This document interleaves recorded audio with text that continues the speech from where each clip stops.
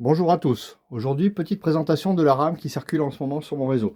Donc ici, vous pouvez voir deux SD70 ACE de la marque Walters et une belle RAM de céréalier canadien de chez Bachmann.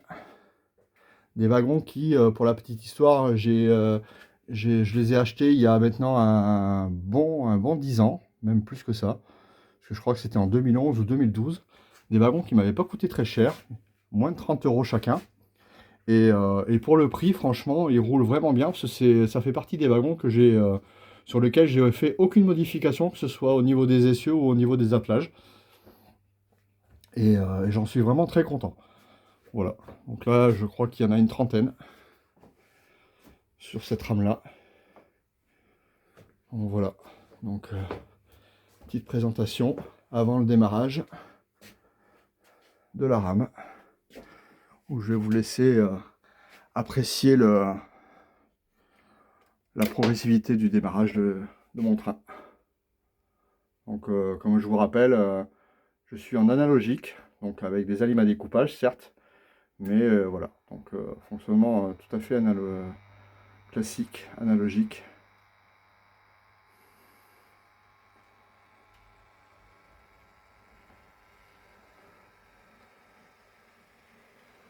Donc, le démarrage se fait en pleine voie en deux temps. Donc, d'abord, petite vitesse, et ensuite, au bout de quelques secondes, le système d'exploitation va faire passer l'alimentation en grande vitesse. Voilà, c'est le cas.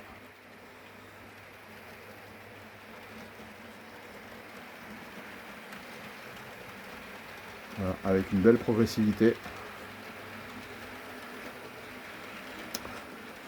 Je voudrais aussi profiter de cette vidéo pour vous remercier tous et toutes, parce que j'ai posté après plus de 4 mois d'absence une vidéo pour présenter les dernières modifications de mon réseau, et ça fait à peine 5 jours et elle a battu, enfin elle est arrivée à plus de 1200 vues. Donc je tenais à vous remercier, ça me touche beaucoup. Je suis très heureux de voir que beaucoup de personnes apprécient ce que je publie, même si je ne publie pas toujours régulièrement. Et donc voilà, donc je tenais à vous remercier. Ça va m'inciter à publier un peu plus souvent. Et puis voilà, là de toute façon, cet hiver, je vais reprendre mon activité ferroviaire. Donc c'est sûr il y aura beaucoup plus de vidéos pour vous montrer toutes les avancées que je vais mettre en place sur le réseau. Petite coupure pour passer sous ma passerelle.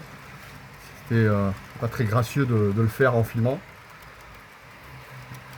Alors, si j'ai fait quelques petites choses sur la rampe, ici j'ai ajouté un cadre qui va me permettre, parce que comme vous avez pu l'imaginer, cette voie-là, la dernière voie de la rampe hélicoïdale sera visible. Et donc ici, en fait, ça va me servir de support pour pouvoir après y intégrer, je pense en styrodure, le décor qui sera posé, et en même temps aussi limiter le risque de chute au moins de ce côté-là. Après derrière, je pense qu'après avoir coupé les tiges filetées, je mettrai un fond de décor, pas trop haut, parce que je voudrais pouvoir profiter aussi de la vue qui est assez intéressante ici aussi, car cette partie-là est prévue d'être visible aussi, le dernier tour, tout le dernier tour. Donc voilà. Donc, voilà. Et donc ce cadre va aussi me servir pour mettre en place des portes et pouvoir cacher, on va dire, toute cette partie-là.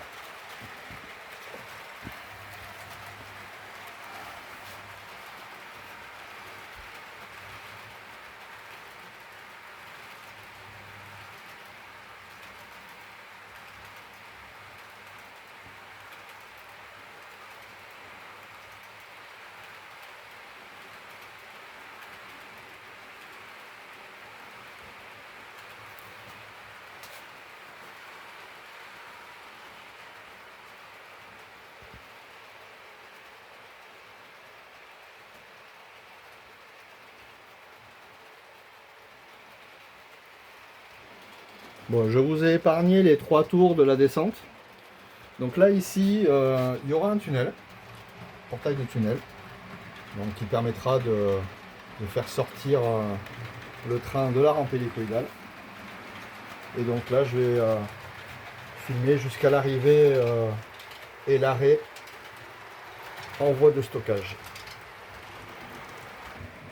Donc voilà, petit arrêt technique.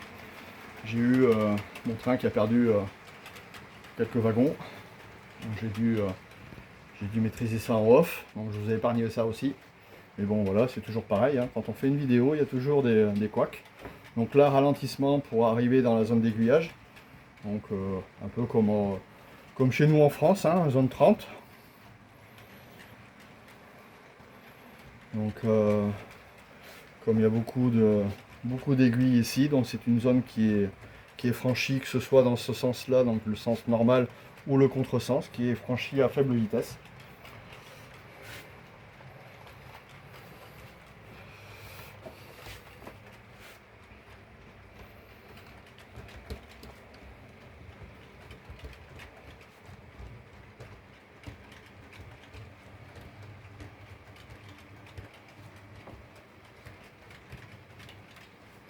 Donc voilà, hein. Courbe contre courbe.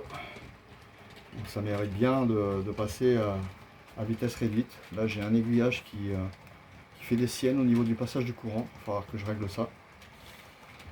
Je pense qu'il n'est pas réalimenté au niveau de ces lames d'aiguille. Ça doit être le seul de la zone d'ailleurs.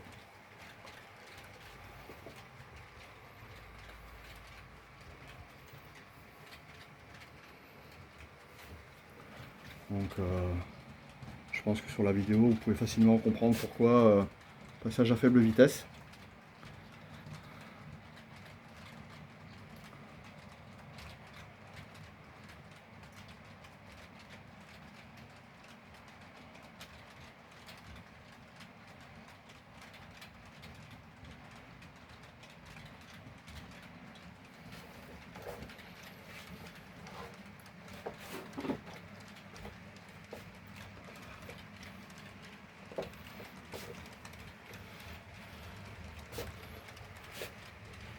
Ici les débuts de la préparation d'un futur pupitre de commande, où je vais certainement centraliser des commandes comme les commandes d'arrêt sur les voies. Il y a un certain nombre de choses que je vais modifier, des choses que j'ai mis sur chaque afficheur que je vais regrouper pour pouvoir gérer, et aussi avoir une vue complète du réseau et savoir un peu quel canton est occupé, quel canton est libre. Car pour le moment, ben, je circule qu'avec qu'un seul train, mais après, je pense que je pourrais pousser au grand maximum à 3 trains en même temps, avec l'ajout des alimentations que je vais fabriquer d'ici quelques temps, et l'intégration bien sûr dans le système d'exploitation, puisque actuellement, comme je l'ai déjà expliqué, je crois, le réseau du haut, donc le second niveau, il est géré sur un seul canton, et alors que normalement il est prévu d'y avoir 3 cantons dessus. Donc voilà, ce qui me permettra d'avoir au total 6 cantons sur le réseau. Donc vu qu'il y a des cantons qui sont comme la rampe hélicoïdale qui est plutôt un goulot d'étranglement, puisqu'il ne peut pas y avoir de croisement, de chevauchement ou autre. Donc je ne le compte pas trop, mais on va dire qu'en théorie, je pourrais avoir un train en bas et 2 trains en haut. Donc voilà, on verra bien ça d'ici, je pense, le courant de l'année 2026. Donc, et vous aurez bien sûr vous pourrez en profiter, puisque bien sûr, je mettrai des vidéos au fur et à mesure que j'avancerai dans les travaux qui sont prévus pour cette année 2026. Voilà, donc le train s'est arrêté et la vidéo va s'arrêter aussi. Je vous remercie beaucoup, à très bientôt, au revoir.